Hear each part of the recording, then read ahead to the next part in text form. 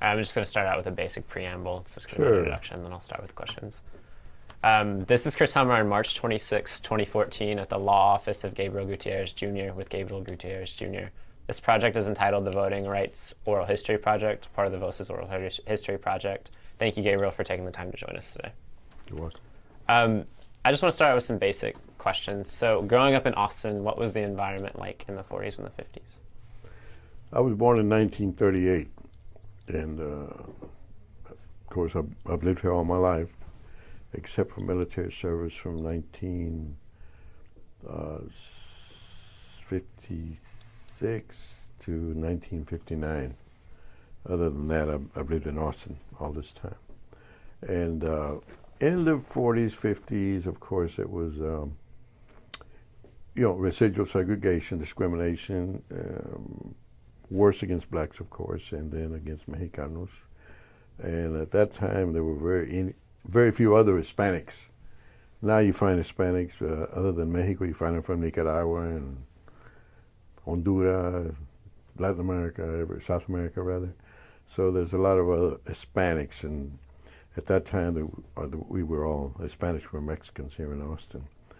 And it was a hard time, of course. The discrimination was rampant and very obvious. For example, in high school, white girls wouldn't date Hispanics, and unless you were a football star. They would date football stars, but they would not date non-football players or non-sport stars. There was a small town, I remember about 1945, this population was about 140,000. So now we're almost 8-9 times that now. So the town was very small. My father used to chop cedar and cut cedar posts.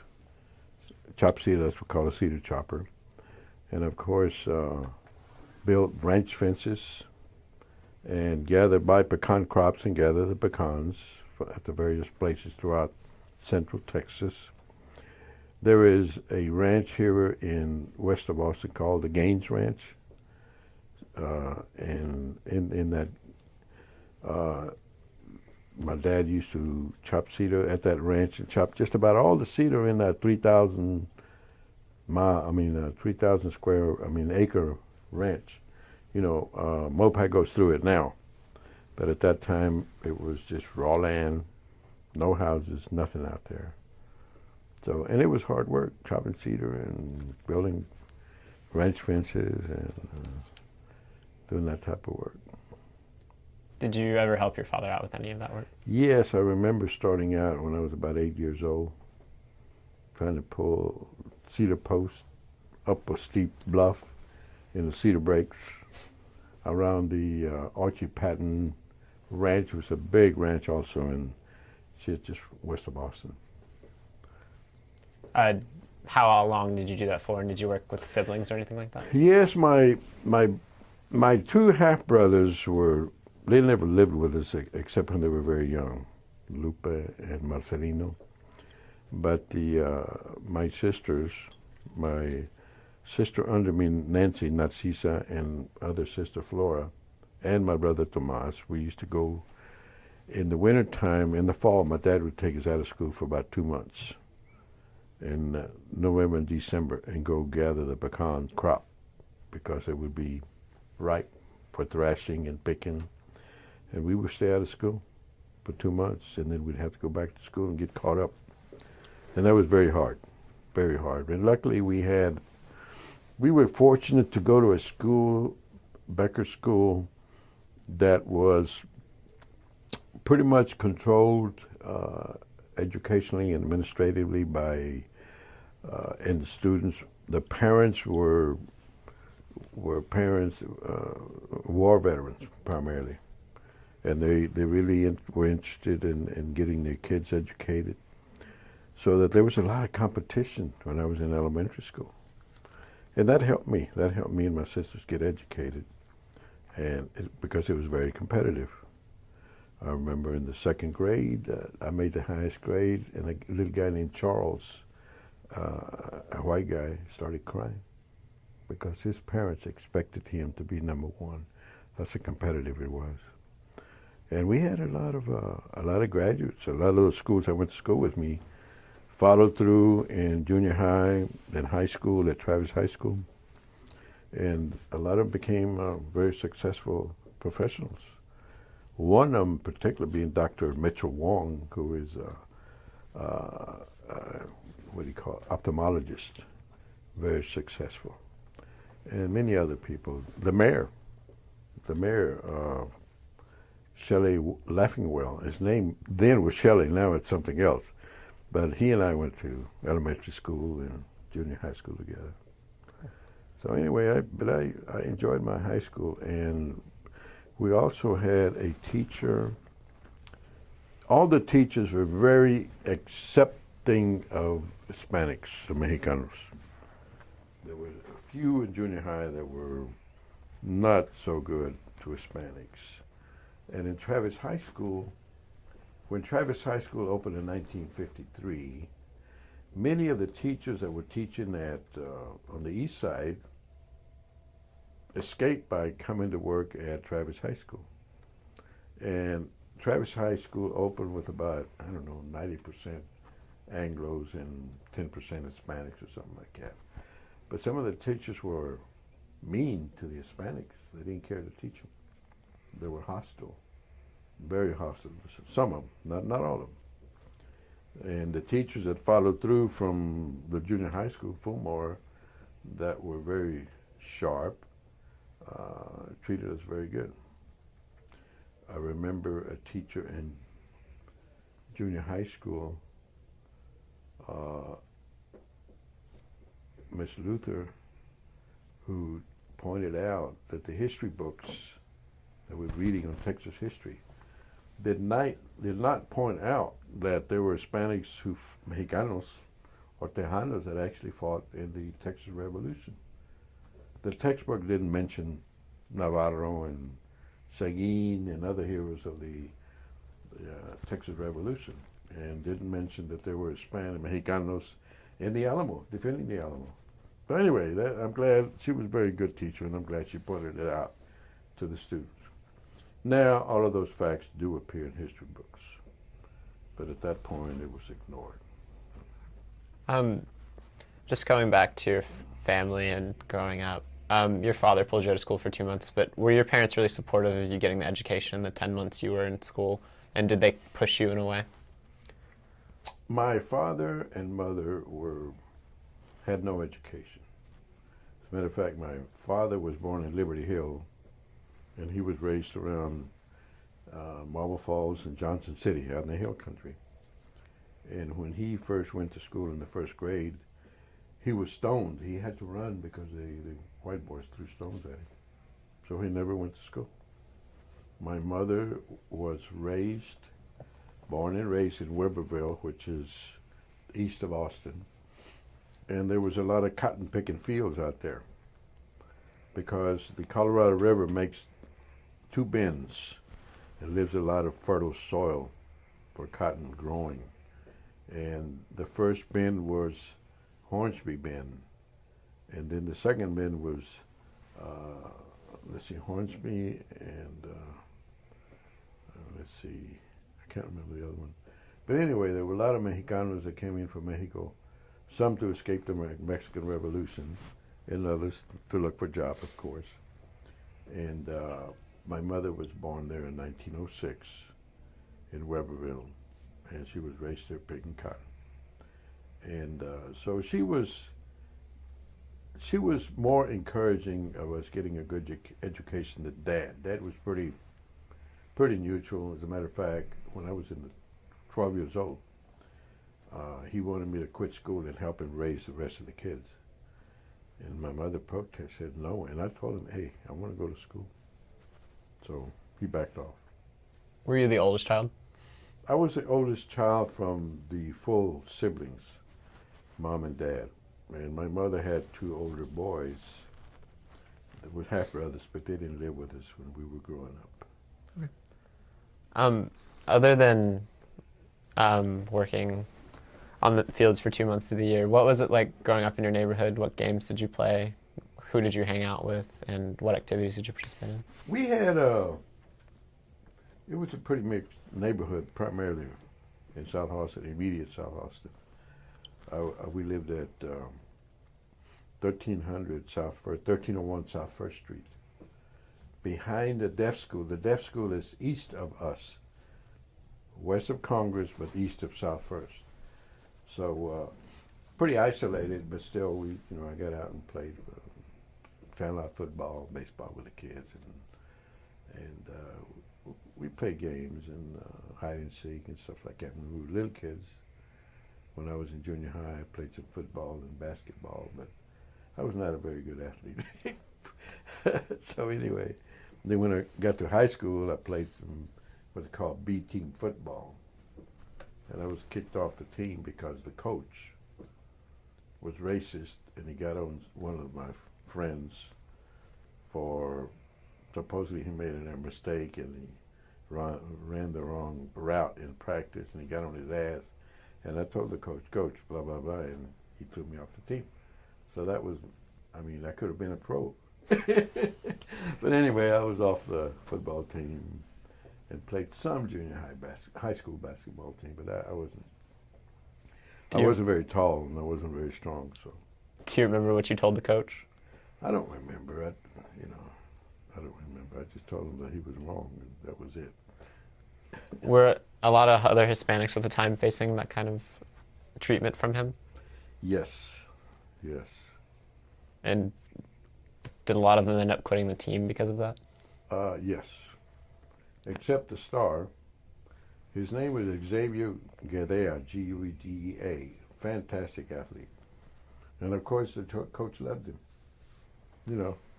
and he was acceptable. He's the one that dated the girls and stuff like that, And not only was he good in football, he was good in track and good in basketball and baseball.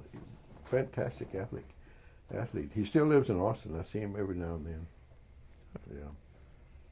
You mentioned your elementary school was very education focused. In the classroom, did the teachers speak English and Spanish, or was it just English? English only. We couldn't speak Spanish in school.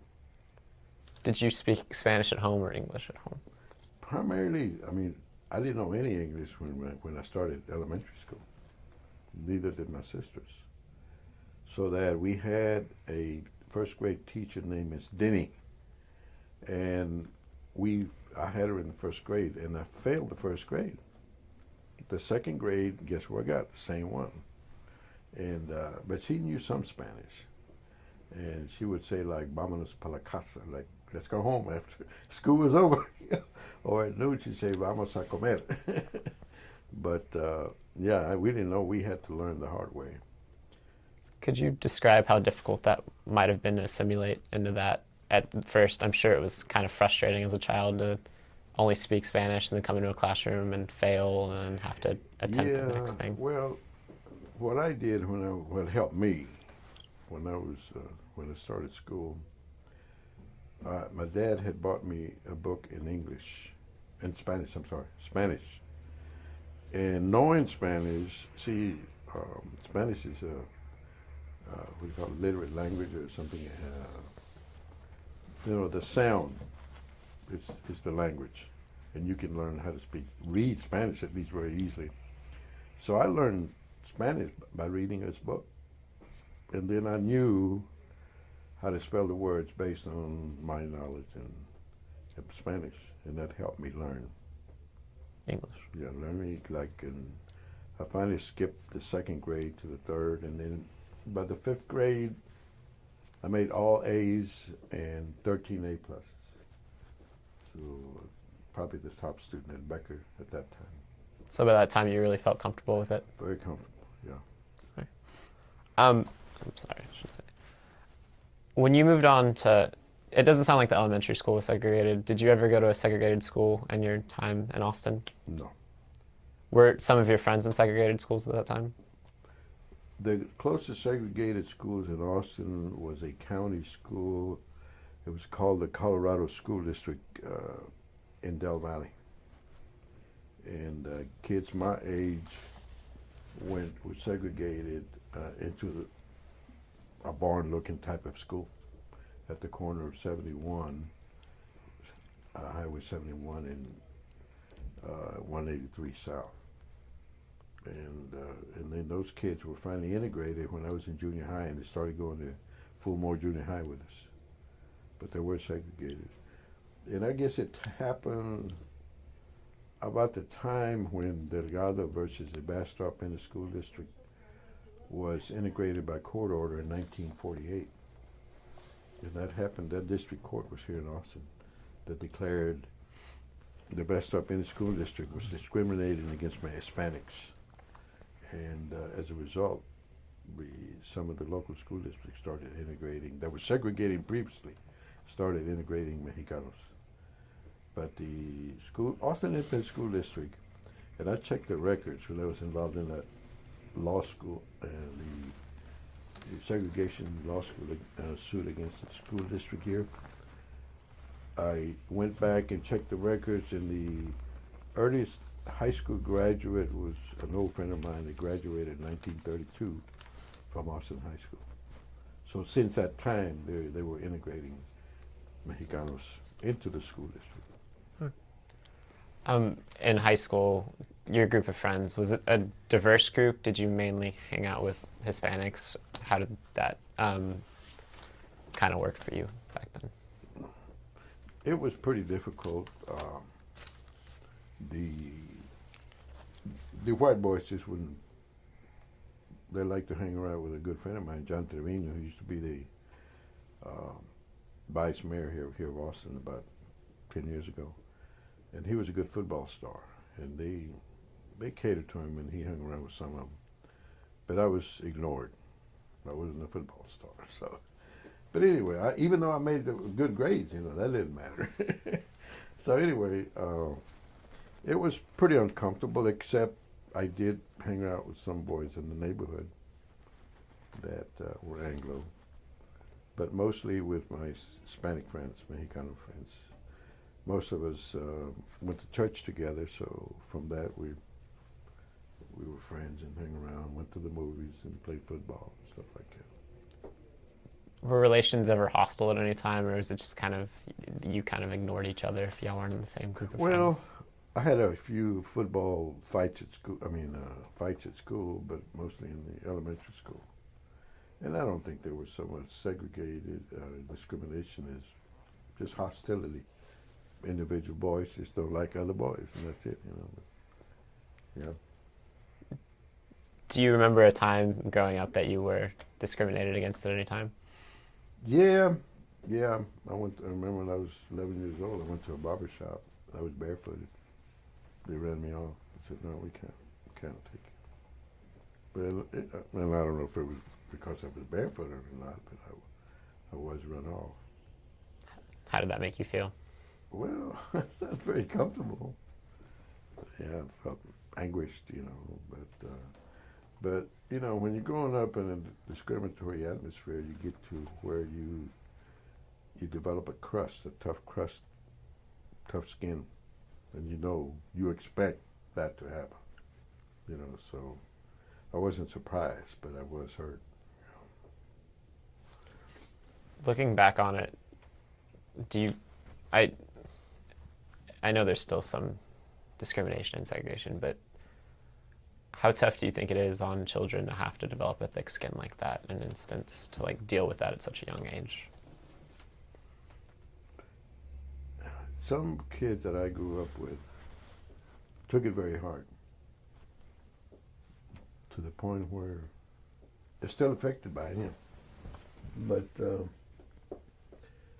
I just made up my mind. I'm just going to make the best I can with it, But there were some that just didn't. I wouldn't say they weren't tough enough. They just they took it personally, and I have even one sister now that's pretty sensitive to the issue of discrimination. So even some of your family was affected pretty heavily by it. Yes. Mm-hmm. And moving on through high school, you sound like you were very motivated for grades. Was college always something you had kind of in the back of your mind that you wanted to do? Yes. Since I was very young, I always wanted to be a pilot, but it didn't happen.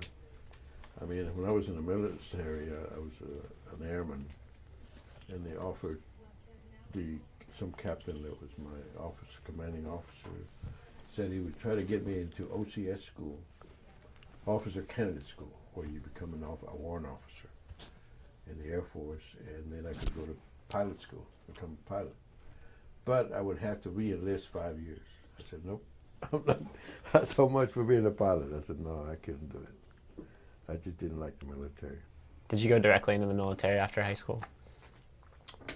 I quit high school, got married, got my first wife pregnant, got married when I was 17 years old. And then my friend and I, John Trevino, decided we'd go to the Air Force. But I chickened out. I had developed acrophobia when my dad would put me up, he would get up in trees, and we'd get up in trees and thrash pecans. And some of the pecan trees are very high, 80 feet high, and I developed acrophobia, so I decided not to go in the airborne, Army Airborne. So my friend went on and called me a chicken, but I said, I'm sorry. So I went into the Air Force expecting to be an airport radio operator. But before I started the school, they closed it down, and I became a ground radio operator. But when I was in the military, I took correspondence courses, and when I was in England, I took some English courses, high school courses towards my GED, and I was really surprised because the English schools were very, very advanced, very advanced. College level here and high school level there. So it was good education that I got in England. And on my own, I read a chemistry book. So when I went to UT, having a GED at UT at that time in 1959, I took the entrance exam and they put me on probation for the first year. I had to maintain a C average for the first year, and then I would become a fully accepted student at UT. That's what I did. That's how I went through graduate school and then into law school.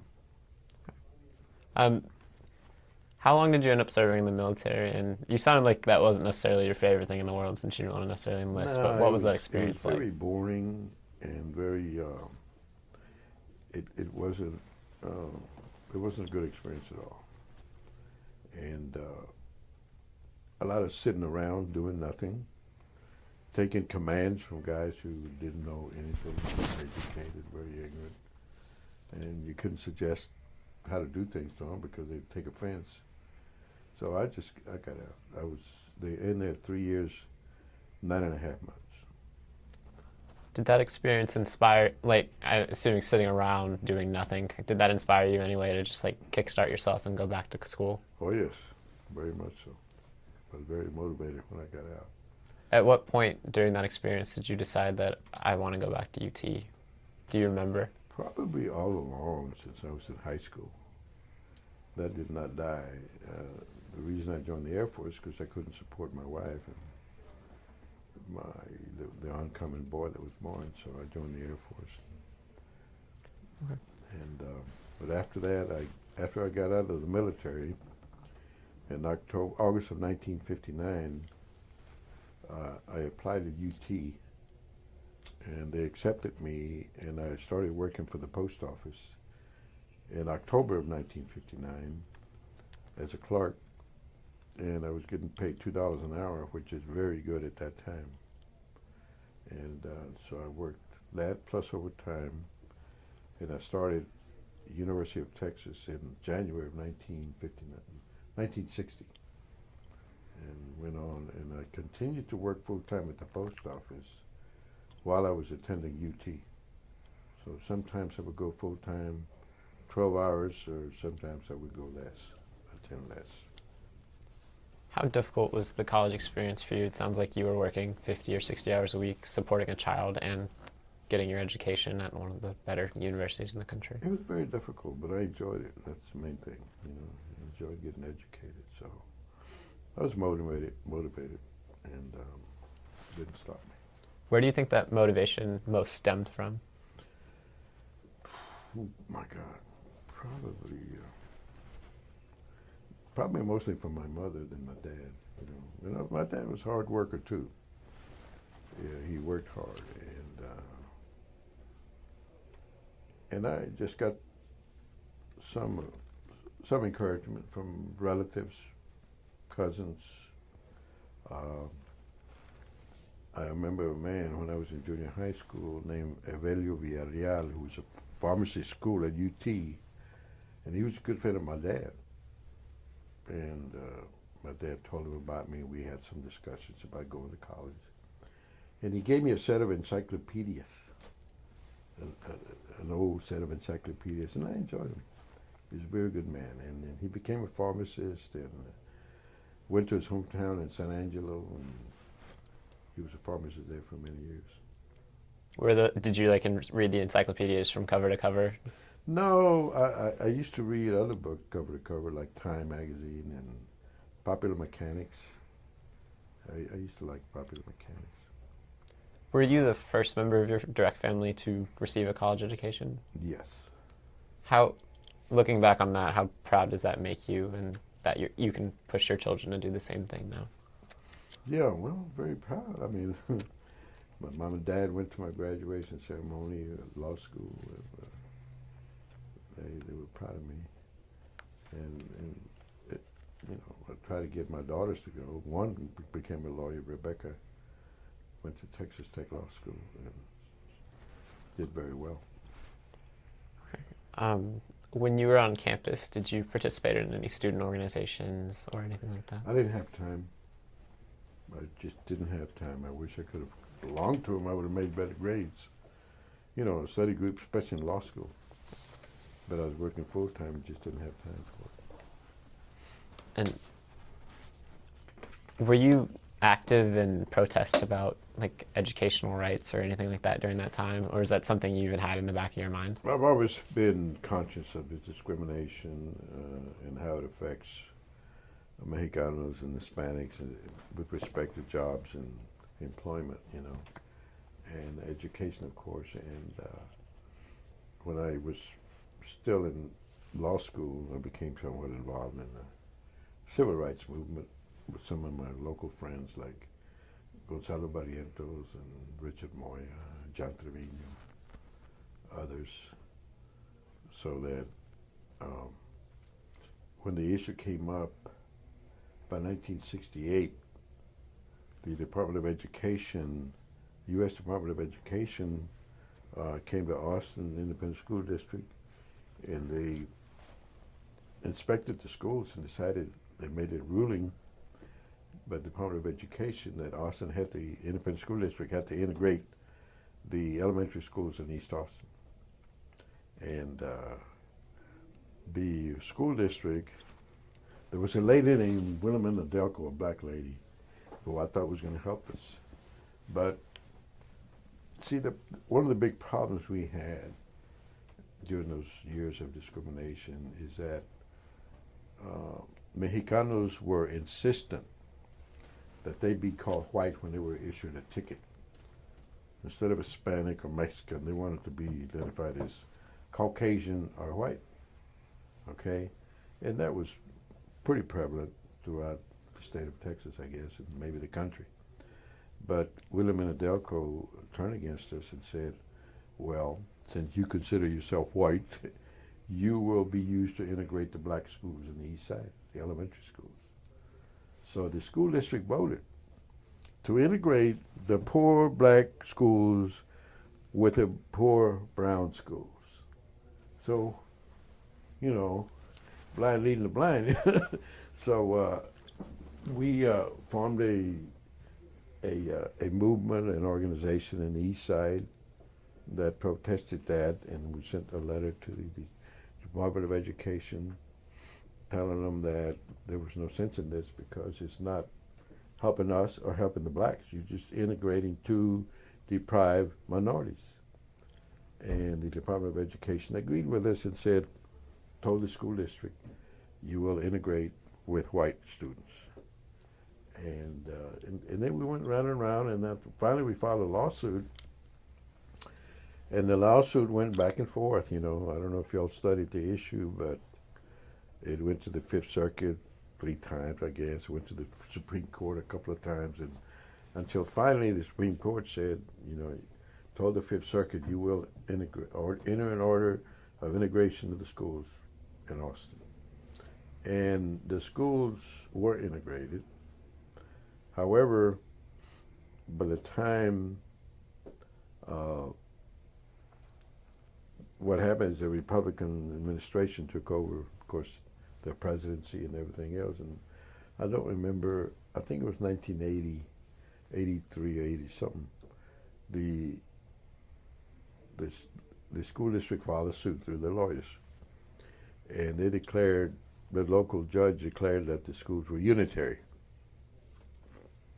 In other words, the white kids were being bused, but they declared the schools unitary, meaning the white kids could go back to school, and that was it. And eventually, and I don't remember the facts exactly because it's been too long, but even though the neighborhoods are still segregated, even though the Hispanic neighborhoods would have segregated schools and the black schools would be also segregated, they declared them unitary. So that was about it. That's the end of, quote, segregation. So that we don't have any recourse now. We continue to push for quality education, but that, you know, that doesn't go very far because, you know, the budgetary matters and excuses and so on. I don't want to move too far away from that subject because I certainly want to come back, but I'm going to go back to your college years really quick if you don't mind. When you said the civil rights work with some of your friends in the area, was that post-college? Or did that start kind of when you were in law school? When I was in the undergraduate, we used to talk a lot about the political process and the lack of representation on the school board, the lack of representation on the county, the city council, and the county commissioners court. So we started, I guess when the civil rights movement started picking up in the early 60s, it's when we started talking as friends about doing something about it. And there was a man here in Austin named Roy Velasquez. He used to own a cab company. And he used to control, you know, the politics, so to speak, the representative for the Hispanic community. And when they started trying to pick, he would help Mexicanos, for example, get on grand juries. Are y'all familiar with criminal law? In criminal law, we have, I guess, it's from the English American elitist system of judicial jurisprudence. And what happens in felonies is that a grand jury comprised of, quote, top citizens pass on whether there's probable cause to hold this accused individual to get him indicted. In other words, formally charged to stand trial. And the grand juries meet and they pass on felonies. And of course nowadays every cop that shoots a Hispanic is no bail. so they don't have to worry, you know, unless the federal government steps in under the civil rights law. But the grand juries started getting Hispanics because of the power or influence of Roy Velasquez. And there was another guy named Rudy Cisneros that owns Cisneros restaurant on the east side.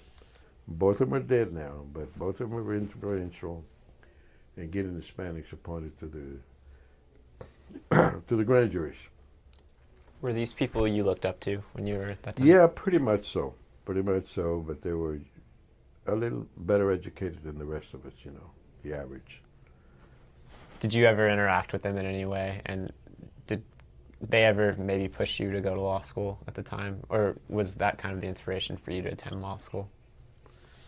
The inspiration came from seeing the transition, Roy Velasquez's type of politics, like boss politics, you know, as opposed to when we started generating interest in the community to run like Richard Moyer for county commissioner in 69, something like that, and some other people for the school board and city council. Roy Velasquez, of course, didn't through his friends, you know, his friends told him, hey, those are guys who are leftists, they're pinkos, and you know, and Roy was a quote. He was a Democrat, but he was one of those, you know, Southern Democrats who went along with the other Democrats in Austin who were racist. Period. You know, so he would oppose people who ran for city council. He would call them pinkos and spread the word that this guy's a communist and all this kind of shit. You know, same shit you see now from the Republican Party. You know, Rush Limbaugh. So, but finally we got a swell going, and we got Richard Moyer appointed county commissioner by 1970, 71. And then there was a guy, Buddy Reese, that ran for school board. He lost.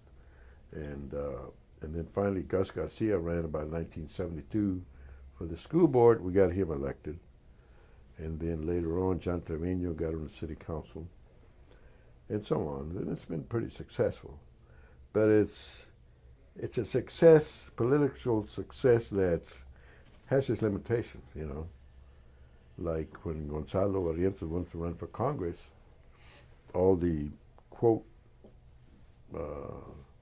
white liberals picked Lloyd Doggett. So Lloyd Doggett went to Washington. When Alberto Garcia got appointed to a vacancy in one of the county courts at law, he decided to run for that when he finished his appointed term. And a guy named David Phillips, who's, by the way, a good friend of mine, he's a good judge. David Phillips got picked by the elite white Democrats. And Alberto Garcia ran a good race, but he still lost because he was not anointed. You had to be anointed by the white liberals or you couldn't win. They wouldn't support you. So that's, I can't say it's discrimination, but it is a type of political power that has inhibited some of our choices. Hispanic choices don't always conform with what the choice of the white liberals is. You know, the progressives, they call themselves. So there you go. Going back a little farther, do you remember the first time you voted? Oh God, let's see, I guess I voted probably after I came back from the service, started voting, 59. At the time, what did that mean to you, do you think? Well, I thought it was good. I mean, I enjoyed voting, but you know, sometimes you get discouraged by the process, and I don't always vote now. I'm going to tell you the truth. I try to vote in every election that I can, but when I see a useless, you know, effort, I just don't do it. What do you mean by useless effort? Well, if I see that, you know, like Perry getting elected for governor, I mean, you don't you don't exactly get excited about voting for a Democrat that's opposing him when you know that going to lose by 20 points, you know. So. In the 50s and 60s at the time, was that the main issue, or was there just did you ever face discrimination at the polls or anything like that at the time? I know a lot of people did during that era. No, I'll tell you what, we had some very good officials, the county clerk. We've always had good leadership, and primarily because Travis County is a good Democratic county, and we didn't see much of that at the polls. Now, other counties, of course, you know, Houston, Harris County, and other places like that, but Travis County has been pretty fair about getting people to vote. And going back to law school just for briefly, what type of law kind of drew you to law school in the first place? Was it like segregation and civil rights at first? I know that's not what you practice now, but was that something that kind of inspired you to go? Yeah, pretty much. I wanted to be able to help the community, quote, and we all have a dream, and my dream was to help the Mexicanos get better education, better jobs. As a matter of fact, when I was recent graduate from law school, when I was still in graduate school, undergraduate, and then towards the end of my law school year, some friends of mine and I, through LULAC or GI Forum,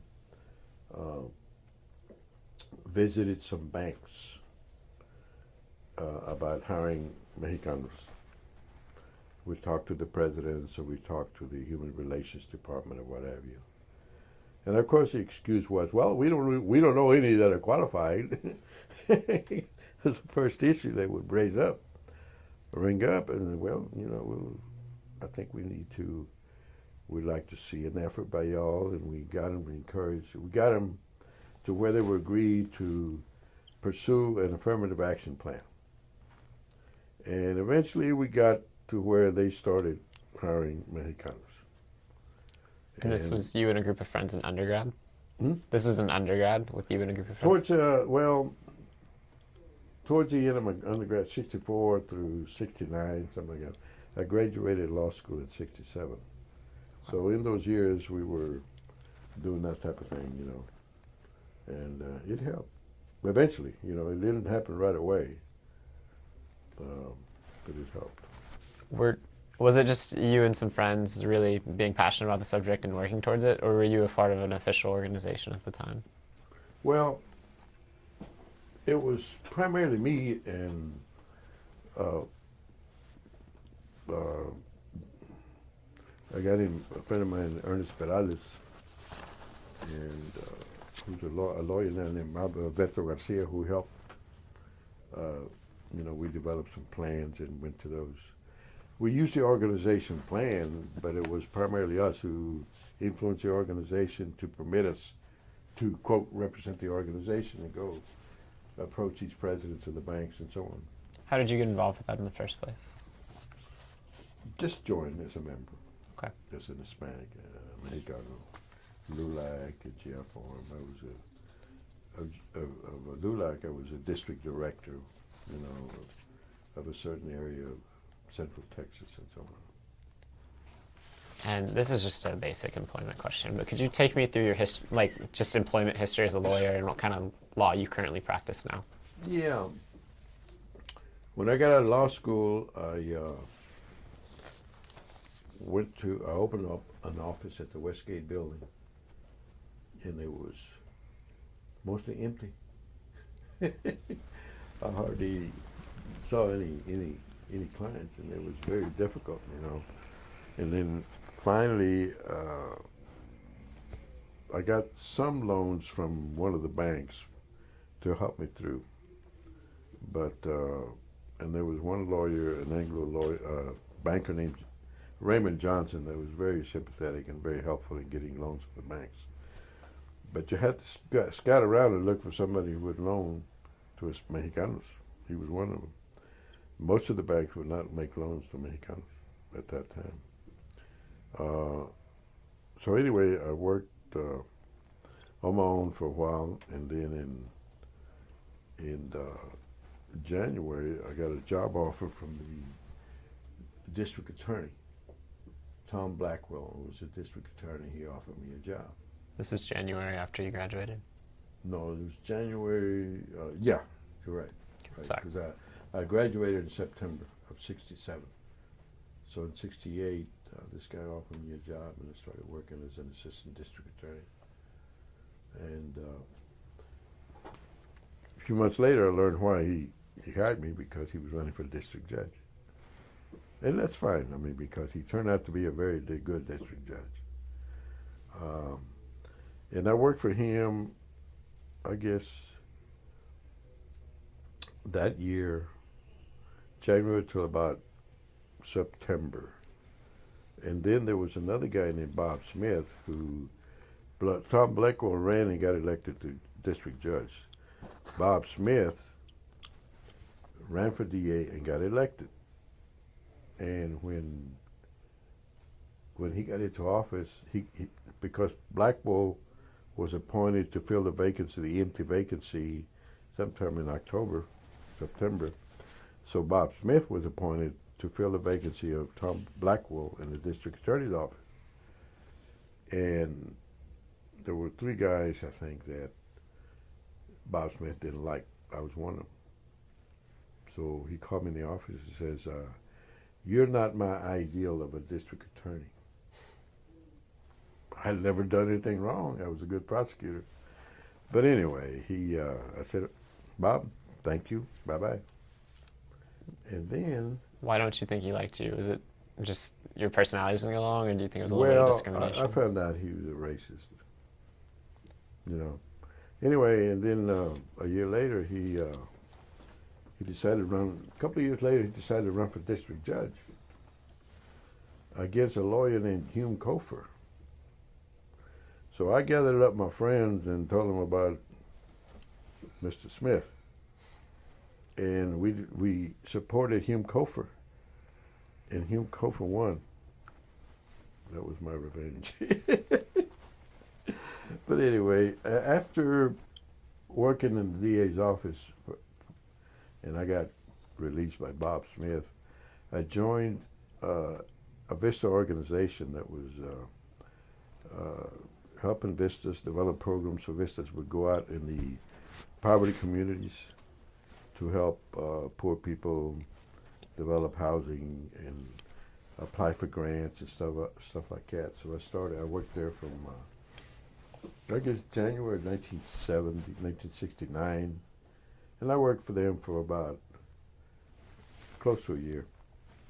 So I was in charge of the VISTA volunteers throughout the state of Texas, and making sure that they were following the mandates about helping community, following the guidelines and so on.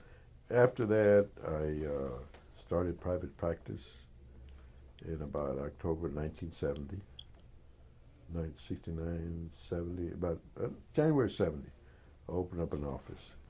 And I've been in practice ever since. Doing what type of law?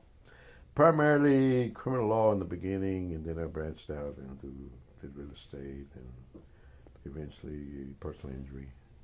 Okay.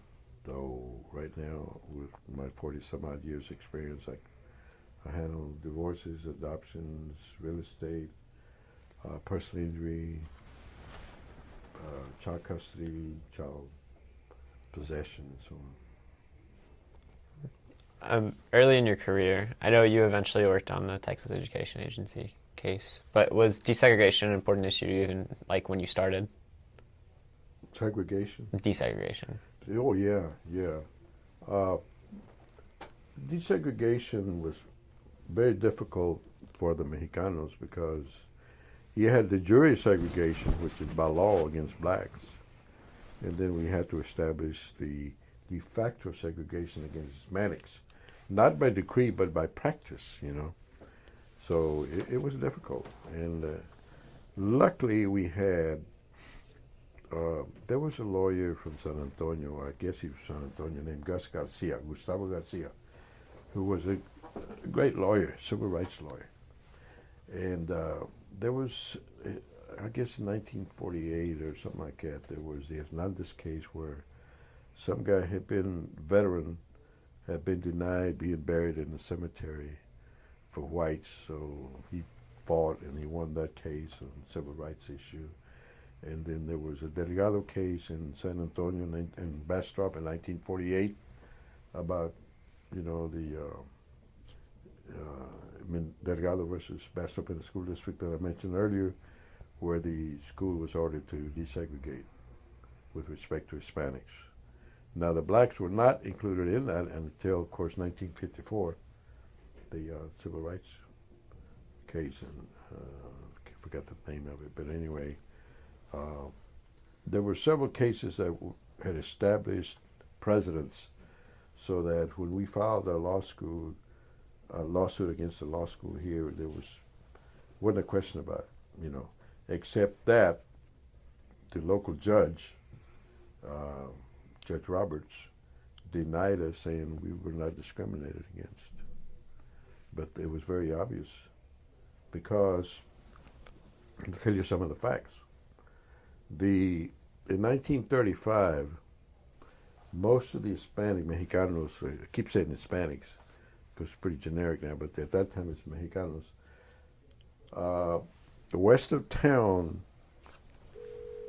between downtown and Lamar, there were little shacks. Mexicanos lived in those little houses. And in the east side, there was a school called Metz. And Metz is south of Cesar Chavez. And what happened, the developers and all that, they wanted to make rid of the Mexicanos from the west side because it was prime land, So what happened in 1935, they opened a school called Zavala, at the neighborhood called Buena Vista, which is an Hispanic neighborhood. So they opened that school and they started assigning all those kids from Peace and other schools on that side. They had to go to Zavala. Now, a few blocks over from Zavala is Metz, but Metz had been primarily white, so that the kids that lived north of First Street, Cesar Chavez, could not go to Metz, and the kids who lived in the neighborhood of Metz had to go to Zavala. And then later on, they built a junior high school, and for the Mexicanos, so the Mexicanos had to go to that junior high school. It was pretty much segregated by neighborhood, And then Go Valley was open, and in the beginning, Mexicanos couldn't go Valley because Go Valley, way on the northeast east side of Austin, couldn't go because it was primarily a white neighborhood that they were catering to. So finally, there was a protest, and they would let Mexicanos go there. So anyway, there's a history that we were able to prove to the court that there was discrimination against Hispanos. Excuse my ignorance early on, but you said you put a lawsuit against the law school. Was that different than that's a different case than the Texas Education Agency? One? The suit you're talking about, is that different from the Texas Education Agency suit that you worked on? Or the case? That's the one. Okay. Yeah. What happened is that the MALDA, I worked with MALDA, Mexican American Legal Defense Fund, which is a nonprofit civil rights organization that was organized in San Antonio. And what they were being helped by the NAACP Legal Defense Fund out of New York. And they worked together, and the NAACP came and helped these guys from San Antonio to file the lawsuit through a lawyer named Mario Oviedo, who was the lead lawyer over there. And then they got me as a corresponding lawyer from Austin to help them along, local counsel, you might say. And then with that case, this is going to sound very basic, but can you just take us from the beginning and kind of like through the basic rundown of the case and how it went through the system? In the very beginning, when we filed the lawsuit, Judge Roberts denied the case, denied our relief, and went to the Fifth Circuit. And what year was this? I'm sorry. Oh my God, you would ask me that. I think we filed it in 70. Okay. And through the 70s, we fought that thing for, I don't know, I guess it was, gee whiz. I think I know I was involved 10 years in that thing. Yeah. And went to the Fifth Circuit, and the Fifth Circuit sent it back. Judge Roberts ruled that there was no discrimination, and we went back to the Fifth and finally to the Supreme Court, and the Supreme Court finally said that there was discrimination against Mexicanos in order the Fifth Circuit to adopt the guidelines that they had set out for desegregating schools. and finally they implemented a busing plan. Judge Roberts finally reluctantly ordered a busing plan at the elementary, junior high, and high school level. Unfortunately, most of the burden was on the minorities because they are the ones that had to be bussed out, as opposed to there was one plan that did integrate Sanchez Elementary School by bringing in some Anglos from Barton Hills area. And but I'm sorry, I don't remember the dates. I know that there was a lot of back and forth fighting, you know. Yeah, reading through the case summary, there was a lot of oh my God, lot of back and forth there. Yeah. In that instance, why could you just give me a brief explanation of why a lot of the black schools were desegregated before the Mexican schools, and what did the district court use to back up that finding that not desegregating the Mexican American schools in a lot of instances?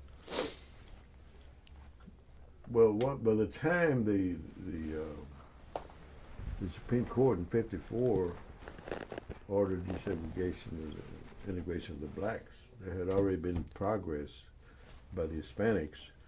Now, why the courts recognized segregation against Mexicanos at the time, and not so much about blacks, I guess it was just a bifurcated effort. Hispanics took a different road on their own, as opposed to joining NAACP, because NAACP wouldn't have helped them. You had the jury segregation and de facto segregation, meaning the jury is the law, and that's it, you know, and therefore it was ironclad. So this is why we pursued the other road about, you know, identifiable minority discriminated against, deprived, and since, like I told you, at Lunda's case, and we were able to convince the courts that we were discriminated against and we need to be integrated. In the original thinking, the district court said a lot of this Mexican American schools were separate but equal in a lot of cases. Could you explain that thinking from the district court and why that was ruled that way? Well, in 1898, the U.S.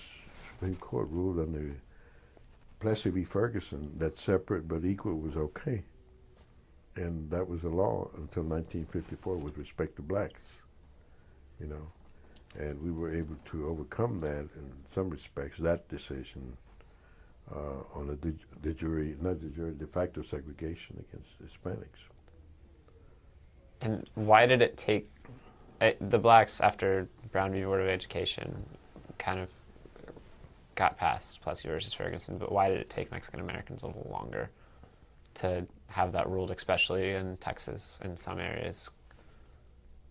Why did it take what? Why do you feel like it took Hispanics and Mexican Americans so much longer to be put in equals, or not equal schools and desegregated schools, compared to like the blacks who were moved pretty quickly after Brown versus Board of Education? I think it's primarily a reticence on the part of the Hispanic community to leave their neighborhoods. You know, as a matter of fact, my own brother-in-law threatened to kick my ass if his little girl got hurt at 6 o'clock in the morning waiting for the bus. So when I was involved in the school desegregation case from about 1970 to 1980, my law business was not very good. And primarily, I think, it's because people resented me for pushing the integration, the segregation, or to them it was, you know, segregation, because the kids were having to leave the neighborhood and go across town to another school that was hostile to them and so on. It was very difficult, and I don't blame them. Don't get me wrong, I understand. My issue, one of the behind the whole effort of integration, I always try to convince Maldiff to go for a separate but equal approach, where we would want equal funding, equal facilities, equal pay for the teachers, equal quality of books in the Mexicano schools, but the school district was never willing to put forth the money. So, we were caught between a rock and a hard place. So we had to push for desegregation in order to get some response from some relief for the kids. And you mentioned the neighborhood aspect of it. I know a lot of Mexican Americans wanted to stay within the neighborhood. Could you explain that reasoning and why that type of family atmosphere and familiarity was so important to them at the time? And how did they respond after when they were told they had to bus maybe 15, 20 minutes away to get to school waiting for the bus in the morning? Most of the parents are very unhappy. The students was okay. I mean, a lot of them actually made better gains educationally, but through the integration effort. But the parents were very hostile. They did not like it. They didn't like the fact that their kids had to be bused for 30, 45 minutes to get up to Bernie Junior High School or wherever they were going. And it was just a disruption. A lot of the mothers, of course, worked, and they didn't like the idea of having to, be worried about their kid way up in the north side as opposed to a neighborhood close to where they were home, where they could go attend to them. There was problems of course, the mothers having to pick up the kids when they got sick at school. There were a lot of reasons. It was very rough for them, and they resented me and the whole effort. The case took a while to move through the system. What obstacles were there for the U.S. to move the case on through? I know the Fifth Court, and then it went to a different level, and then went to the Supreme Court, and kind of came back. Why was it such a long process? Was there a lot of resistance to it? The federal appellate process is a very lengthy process. You got to put briefs together. You got to, if you have a ruling by 3 judges, then you have to request an en banc ruling, which is all the judges sit. They make a ruling and review the 3-judge decision. So it's a lengthy process. When you get to law school, and if you get to be a lawyer, you're going to find out that it's very, very long process getting back and forth. So, and let's say 3 or 4 trips to the Fifth Circuit. I mean, and then the Supreme Court. That was a long time. As somebody working on the case, I know it's part of the process as a lawyer. It's what you come to expect, but how frustrating is it to go back to the same court or the same judge and try the same decision on a different ground? Yeah. Does that get annoying? Well, one of the things about it is that the law kept evolving. You had the Green decision, you had Charlotte Mecklenburg case, and so on, that added extra strength to our position. So as the case progressed, our case became stronger because of decisions made by the federal circuits and the U.S. Supreme Court. So finally, we were able to succeed. Was that a little uplifting to watch other cases kind of go through the system and make your case stronger? Did it make you feel better about the process that you were going through? Yes, certainly. Much easier to go through. Make it feel better, yeah. And specifically resistance-wise, I'm sure there were a lot of groups that were against y'all's push through the system at home and otherwise. Can you describe kind of the resistance y'all faced and who provided it most frequently? A lot of community leaders, a lot of teachers especially, were very vocal against us. And even though some of them were part of our group and they supported our position, there were others that were very strongly against integrating the schools. And then community leaders and some of my own family members were against what I was pushing for. So there was a lot of positions to it.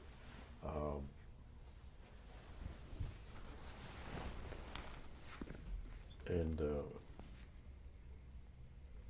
of course the leaders, the school board presidents, and the school board members that were against us were pretty much, like one guy named Will Davis, president of the school board, called me a sword rattler, So that was a type of attitude that was pervasive in the community, In other words, we were looked upon like troublemakers, so to speak, And that resistance, it wasn't just from Anglos or Hispanics, it was from everybody involved in the case because a lot of people didn't want to see this go through. That is correct. Hmm. And in your mind, I'm assuming you thought you were doing the right thing. That was something that needed to happen. How tough was it to like have your own family members kind of rally against you in some cases and disagree with something you were passionate about and you wanted to see through the system? It was tough, very tough. See, like one position that I've always maintained, and I got into arguments with a lot of my friends and family members, is that I believe the problem with bilingual education is what one of the big aspects of integration. Uh, it doesn't work because they won't let it work. Okay? My theory is immersion. In other words, teach the kid primarily English and go there. They'll pick it up. We picked it up. I picked it up when I was in school. I didn't know English when I went to school. And my theory is that you let the kids absorb it, osmosis, as they go along. And primarily because this country is very closed and ethnocentric. It's very closed. The American public is not broad-minded like the people in Europe. In Europe, you go to Europe and you find people that know several languages, primarily because they have respect for other languages and other countries and other cultures. In this country, unfortunately, the white Anglos don't know how to respect. I mean, you even hear some derogatory remarks against the English, their own people. I mean, this country is backward as hell, you know. And for that reason, they will not permit an atmosphere where people speak different languages and different cultures. Slowly it's coming about, but very damn slowly. They won't learn from the practice in Europe where people know 3, 4, 5 languages. What the hell? You can't even speak one more? You know what I mean? Yeah. And it's primarily because of lack of respect. It goes back to the discrimination, particularly in the Southwest and Texas, where, well, you know the history. The Indians were pushed from the East Coast all the way to Oklahoma, and the Cherokees used to be a prevalent tribe in the East Coast. Now they're in Oklahoma, you know, and it's stupid, but that's the way this country has been, cowboy style of culture, you know. And unfortunately, we still have it, you know. And I don't know when this country will become more broad-minded. The average American is not very broad-minded. So when you were helping to kind of shepherd the case through the system, you said immersion was probably the better option for students as opposed to multicultural languages. Did you just feel like that was the path of least resistance and the only path that was really available to Hispanics in the country, or do you think that a multicultural or a multilingual system might have worked over time if given a little more effort? I think, like I said, it would work over time if the American were open-minded and willing to fund the program. Bilingual, yeah, but they're not willing to. And if they're not willing to put money forth in bilingual education, hey man, forget it. So you just felt at the time that it wasn't a fight that you could pick if they're not willing to do so. Yeah, that's what it amounts to. You know, we had to do something. You know, an example is people coming in from Vietnamese veterans. You know, Vietnamese people, immigrants from Vietnam. They come over here, get integrated, and they pick up the language, and they succeed. One of the things that I see now is recent immigrants from Mexico, young people, are succeeding better than the native Mexicanos in Austin or Texas. People come in from Mexico or Guatemala, wherever, and they come in with more ambition, more desire to learn, more desire to succeed, whereas the Mexicanos here were very passive. And not only in terms of throughout the years, we have not learned formal Spanish. So the Spanish that the native Tejanos speak, especially in Central Texas, on north, is very corrupt. Then we mix the two languages and so on. And the problem with not knowing the language, at least one language well, it prevents you from getting a good education. It can prevent you from getting a good job. So that's a reason I believe in immersion. Immersion. And just going back to the case real quick, could you talk about how it went through the system and how it got wrapped up in the end and the end result, at least in Texas schools originally, and how it's kind of like translated to now, and how long it took to get schools desegregated? Well, we're back to where we were pre-1968. In other words, the schools on the east side, some of them are not even accredited by the Texas Education Agency, and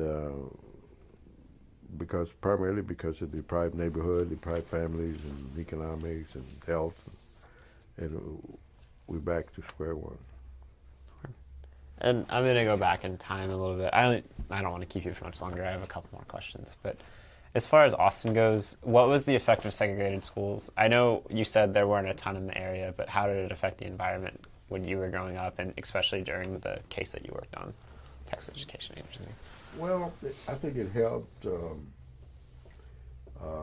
making the general community aware of the situation that we're in, the needs of the minority Hispanic community, and I think that helped with the election of Hispanic officials in the political process.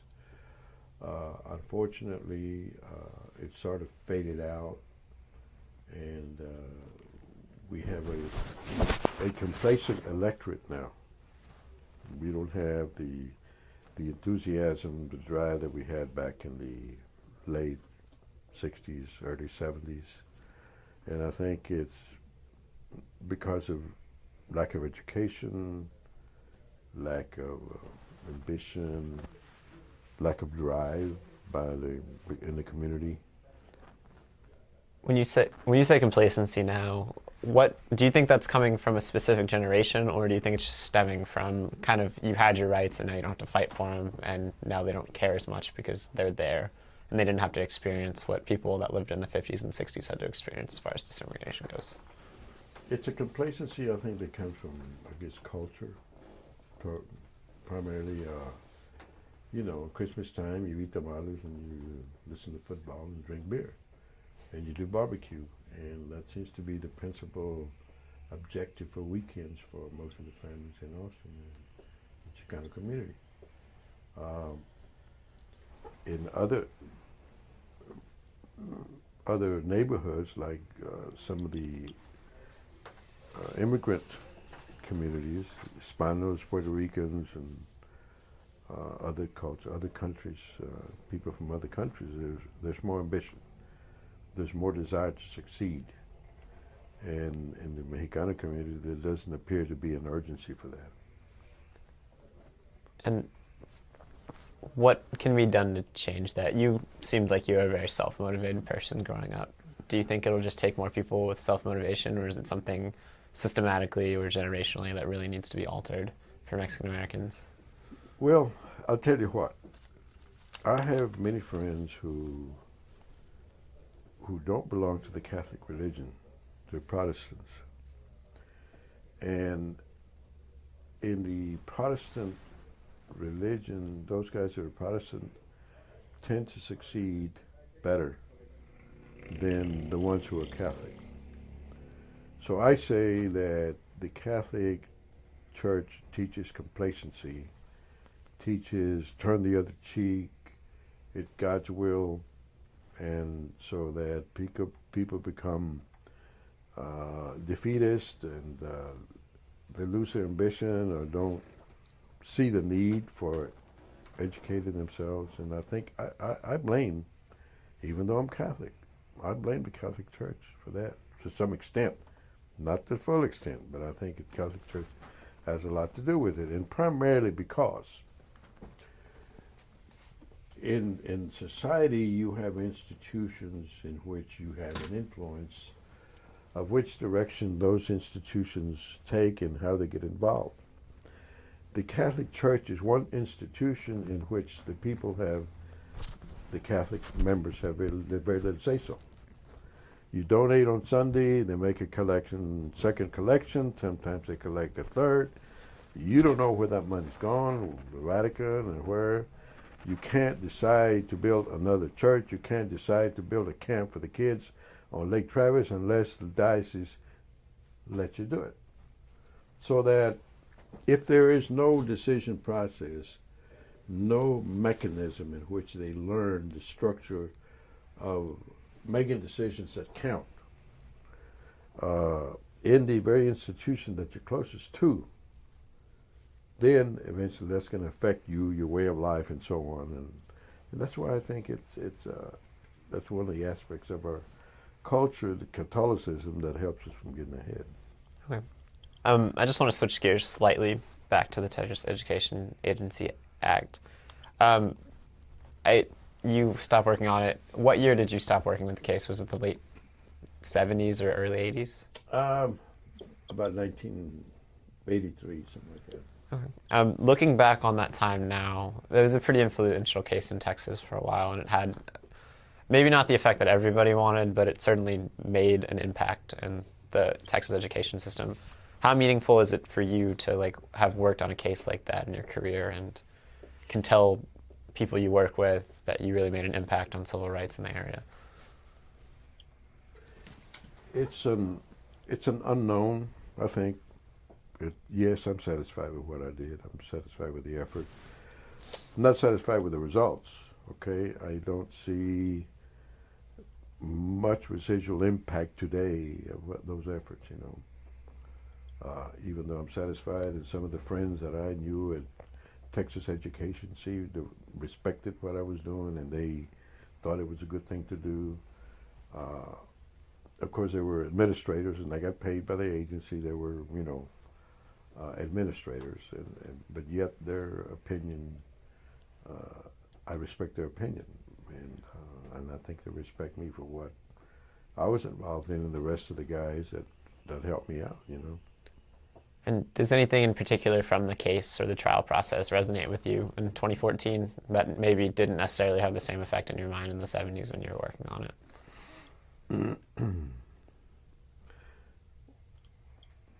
Probably the overall impact in the community, like a lot more people working for banks, and maybe they got educated enough to go work for the bank. I don't know. And the people that are involved in high tech, IBM and Dell Computer, where they work and make pretty good money. So people have better jobs. I think it's made an impact, but it's really hard to pinpoint, to say, hey, I did that. No, I can't say that, But it does feel good to see an increased higher education level for a lot of kids that you would have wanted to see like that. Mm-hmm. Okay. Mm-hmm. And as far as education issues go now, desegregation's there. For Mexican Americans, Hispanics, and Hispanic Americans, what education issues do they still face now, and are any of those really resonate with you personally?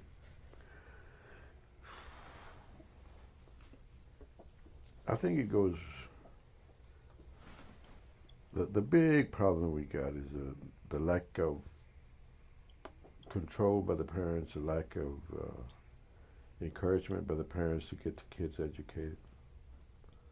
I think it's a big problem. And of course, poverty influences that. They have to work, the guy gets off work, he goes home, he's tired, the mother has to go, if she works, and she has to go home and cook, and she doesn't have the time to look at or the education, do the homework with the kids, It's catch-22. Do you see a way to maybe make education more of a priority? Especially, there's a lot of first kids that have parents that have never attended college, kind of like the situation you're in. Is there a way, maybe programs you think could help parents encourage the children more, something that really pulls children towards a higher education that specifically is tailored to Hispanics that maybe necessarily could be done? For that type of effort, you need an institution. And the only institution that should do that and doesn't is the Catholic Church. And some of the Protestant churches do it, I think, but the Catholic is not. And I think the institution of the Catholic Church would be one to change their attitude and change the whole thing and bring in priests that are more trained to push education in their parishioners and so on, and to teach the parents. When I go to school and listen to the sermon, I feel like walking out most of the time because they talk about God and you're mean. If you're mean, God will punish you, and if you're good, you go to heaven. Hey, let's talk about now. Let's talk about you parents. You need to get your kids educated. You need to go help them with homework. That never happens, hardly ever. I mean, those are things that I think are really developmental of the community. Those are things that would really help. But as long as there's no encouragement, of course, don't get me wrong, the parents are adults and they should know better, but they're not doing it. So in your opinion, education for Hispanics is not necessarily a governmental or institutional problem. It's something the community needs to help encourage themselves, whether it be the church, the family members, or an organization that they live in. That's where you think the grassroots effort should really start? I think so. Yes, I think it should. And do you ever envision something like that happening in the near future? I wish I could help. I don't have the time. I'm getting old. I wish I could start something like that, but I just don't. And I have hard enough time raising my family. So it's tough. But I think one of the bad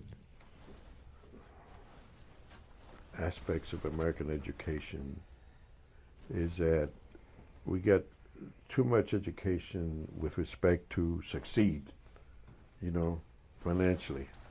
There's not enough effort culturally, self-improvement, appreciation of the arts, philosophy, to improve one's life, to enrich one's life. And there's very little emphasis in the educational system in the U.S. And I think if you go to Europe, you see a lot different attitude. There's the appreciation for classical music, for the arts, for the language, and like in Europe, respect for each other's cultures and languages. You don't see that here, And it's not just the Mexican American community or Hispanic community or the black community.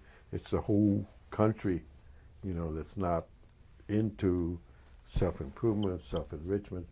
Yeah, you see it if you read the New York Times. Yeah, New York Times, they throw a lot of shit out there, culture and everything, and it takes you 2 hours to read the paper. But locally, it doesn't happen. It's not happening. Well, Mr. Gutierrez, thank you again for all your help. Is there anything I didn't bring up or anything you want to add?